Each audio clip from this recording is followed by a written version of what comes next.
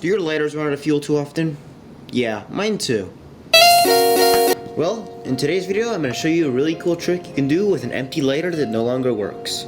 Let's get started. You guys all know the trick where you take a lighter, you take the flint out, you get the spring, you heat it up on the spring, and then you toss it on the ground, right? Well, I was thinking, what if we could buy the flints in bulk for very cheap, and we just threw the flint that was on fire up in the air instead of on the ground. So here is 100 of the flints, and I got them for around $1. And this is what they look like. They're exactly the same ones that are inside the lighters. We're gonna wrap a spring around them and toss them in the air. So we're gonna heat it up like this. Now you'll notice that when I heated up the flint, it started glowing independently, and that's because it was actually burning. It was using the oxygen in the air to burn. And basically, if we were to give it more air, it would continue to heat up until the point where it starts throwing off sparks by itself, kind of like molten steel.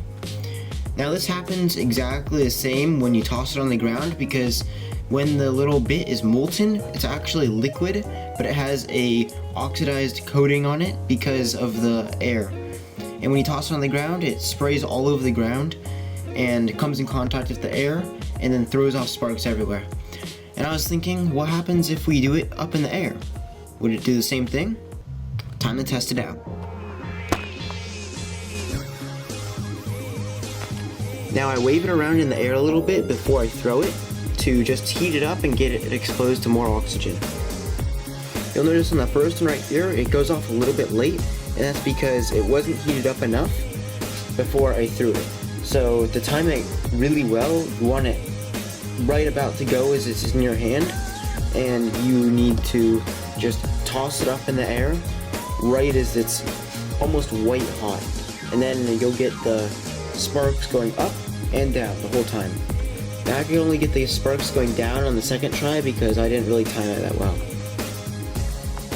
Thanks for watching. I hope you liked my twist on something you've probably seen way too many times, and I'll see you guys next time.